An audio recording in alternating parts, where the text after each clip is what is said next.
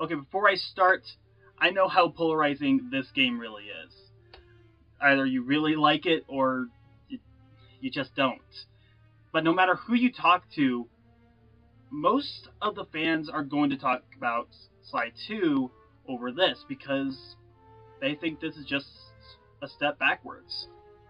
Which I find that fascinating because I think this is just as good as Sly 2, if not a little better. This game does have a few things missing from Sly 2, and especially Sly 1, like the glue bottles. They're completely absent in this game. But I do think that this game does a lot better than Sly 2, and especially Sly 1. And that's what this review is about, so let's start.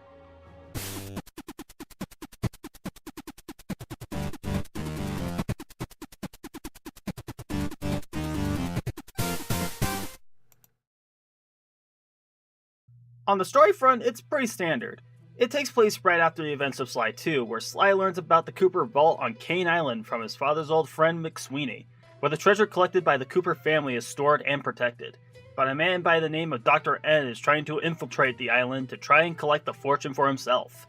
Sly is seen running over with the help of several new recruits to the Cooper gang, and his attempts are looking promising until the Mad Doctor attacks Sly and Bentley, with Sly nearly on his deathbed. Before you think it ends, we cut to flashbacks. Yet the game has a flashback story, where each chapter is more of a smaller story rather than an overarching story. I found it really cool since this is a good way to tell a story, and it's really done right in my experiences. And since the story focuses on Sly and Bentley locating Murray from his departure in the last game, as well as recruiting other criminals and thieves for the Cooper Vault heist, this method of storytelling is the best way to tell it. The first stop is meeting Murray in Venice to convince Murray to rejoin the gang, but he refuses because of his spiritual training, and that he must make the Black Rudder run pure once again before he can leave. However, Sly and Bentley also have to keep Murray safe from the local mob boss, Don Octavio, an opera singer turned criminal due to the cultural taste changing. This guy is psychotic and straight up feral just because rock and roll groups are getting popular, and he wants everyone to suffer by polluting the entire city's water supply with tar. Jeez, this guy's a freaking psychopath. And I know I'm jumping ahead on this one, but I have to say it here and now. I think the villains in Sly 3 are much, much better than they were in Sly 2. And arguably better than Sly 1, despite having more of an emotional attachment to those characters. Each one has a distinct personality and motive, and every single one of them seems to be smarter than the Cooper gang, and have nearly won at least once in their crimes. It makes the villains here much more threatening. You practically had to take their word that the Fiendish Five were dangerous, and while the Claw Gang were dangerous looking at them, they also seemed to be pretty dumb without the need of spice or the clockwork parts. Not a lot of urgency to those encounters outside of, arguably, Neela, but only when she was in control of Clockwork's body. We get to Octavio in his concert and Bentley duels him in a duet, and man, if you thought the animations didn't feel animatronic enough... La la la la... La, la, la. Such beautiful music. With his wonderful vocal chords, Sly takes the attack, but Carmelita stops them and it's off to a chase. With the takedown of Don Octavio, we have Murray back on the team. But he wants to go back to Australia to tell his master about him ending his training. And with that, we help out Murray and possibly get a new Mystic on the team. But the place is swarming with miners, who also unearthed the most boring villain in the series, the Mask of Dark Earth, the only exception to what I said about the villains. And they have also trapped the Guru just because they're dicks. And this is where I want to talk about the gameplay, but honestly, it's roughly the same as the last game. The controls, movement, and most of the characters' moves are practically unchanged, except for one thing. Bentley and Murray can now pickpocket, with Bentley using a magnet, which is a little clunky, but pretty satisfying.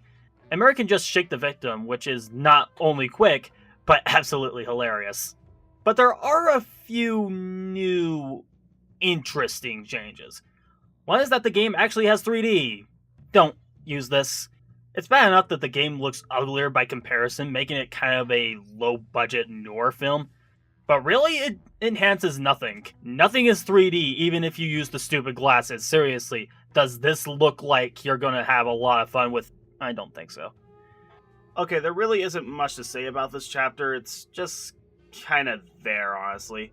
While the Guru is great to play as with his possession, and the landscape is actually pretty nice, there's not much. You get to kill a few guys with a crane as well as an alligator, but that's really all you get. And the only notable thing about this chapter is Carmelita growing and Sly having a giant boner. After that, it's time to find new recruits, and it starts with a new artillery specialist, with a girl known as Penelope. She's willing to help out if they can beat her boss, the Black Baron, in a dogfighting competition. This, admittedly, is my favorite chapter, just because I'm a huge fan of Star Fox, and this feels very similar. And this does get into one of the things that the game introduces, even though it's been a thing since the first chapter: conversation topics. In certain instances, you get multiple topics to persuade the person you're talking to. This chapter has a couple more than an Opera of Fear, and some of them are absolutely great, especially with this one towards a familiar face. Oh, I get it. You got nothing nice to say, so you're keeping quiet. That's real cute. You really got nothing nice to say? That's cold. And yeah, the game gets into a few familiar territories. Dimitri appearing in an Opera of Fear, fighting Mudshot in this chapter, and there's another recurring character that deserves a conversation on its own when we get to it. But there's another interesting thing that the game introduces: playing as Carmelita in certain jobs. Yeah, there was one time in Opera of Fear, but I couldn't really fit it there, so here it is.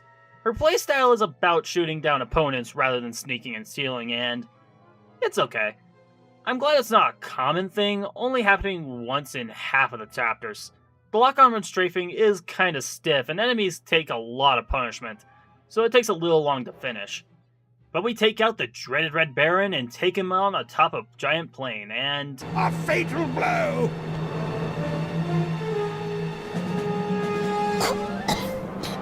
Well, it was an interesting turn, and a fairly believable one at that. And it looks like their little photos didn't meet their expectations. I'm sure it'll fly by soon enough. Fly. The next step is finding a demolitions expert to take on the huge fortress, and the suggestion Bentley gives is a shocking one: the Panda King. This is what stirs up a lot of longtime players, and with little context, I can understand that. He was one of the people who killed Sly's parents, and he was pretty heartless during the encounters in Sly 1. But the Panda King has changed over time. After his time in prison, he went meditating up into the mountains of China, after his daughter was taken by one of the generals to be married. Sly is hesitant, but if he wants to get to Cane Island successfully, he'll need to put trust in him. And the entire chapter is about helping out the Panda King save his daughter and take down the General Shao. By the way, love the name. And as weird as it is, I love how they portrayed the Panda King in this chapter. They give him more humanity than his monstrous nature in Sly 1. And with the help of Sly, he can learn to become more humble and not let his hatred and vengeful side corrupt him during the mission, as well as his life overall. I might be a little biased on this, as not only am I a fan of the Panda King as a character, but I am a sucker for the hero-villain team-up. But I feel like the choice makes a lot of sense to recruit such an infamous criminal on the team. Also, he is just so over the top that he unintentionally at times makes me crack up. But going against General Shao is a big job, trying to get inside information about the wedding and how to save Jane King. The fact that he is very intelligent and has the ability to revive the dead surely makes for a deadly opponent.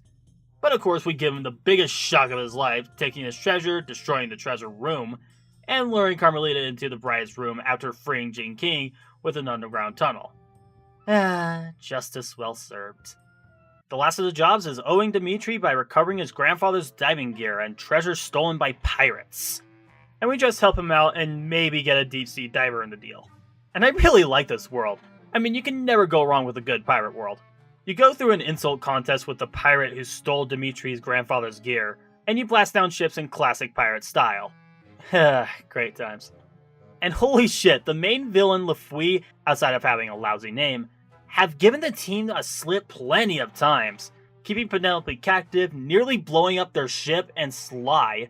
If Bentley didn't keep these possibilities in mind, they would have failed miserably. and probably even get killed. But Penelope herself took the finishing blow and LaFleur becomes shark bait. With that, Bentley has a new girlfriend, the Cooper gang have a full team, and Sly is ready to take what is rightfully his. But of course, his luck isn't that great. With his life flashing before his eyes, and after a stupid and pretty out there line, the team frees Sly and attempt to recollect his cane from Dr. M. And here's where the big reveal comes in. When Sly's father was in his heyday, Dr. M was a part of his team along with McSweeney. He believes that he and McSweeney were just sidekicks to Sly's father, and wanted to take revenge by stealing his entire loot. Sly ain't having any of that and wants to prove to him that Bentley and Murray are more than sidekicks.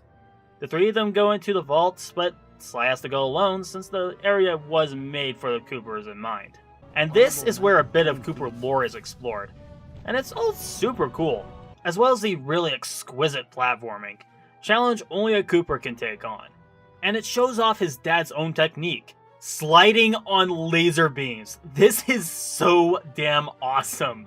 But the satisfaction doesn't last as Dr. M has tracked down Sly and it's on the toughest fight yet. Carmelita breaks into the party, but before Dr. M gets to kill her, Sly takes a hit to protect her and she beats him to a pulp because of it. Sly gets a case of amnesia from the hit, unfortunately, but he gets the girl in the end, so it doesn't mean much, especially since we learned that it's completely faked to get closer to the woman cop. It's still a happy ending from everyone else, though. From panicking at his quiet life, to Murray participating in a demolition derby with the team van, and Bentley and Penelope creating a time machine. Meaning a new game if that wasn't obvious enough at this point.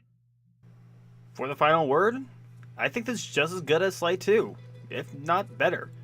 I said that in Sly 2 that the villains range from pretty, meh, and the animation was very, While the animation didn't really change at all, I still think the villains were much better in this game.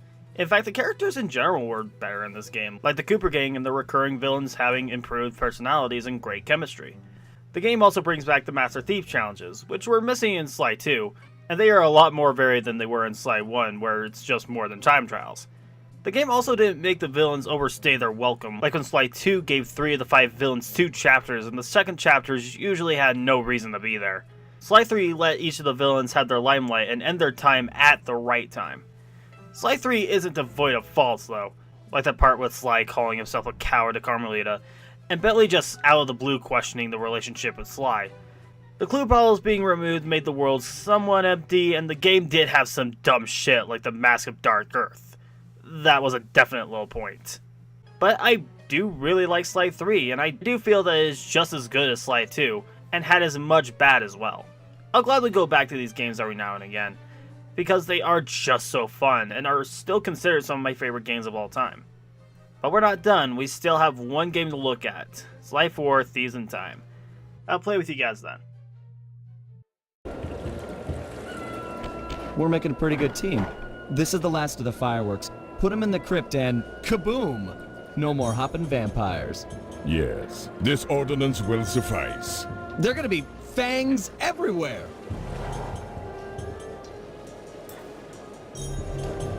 Right.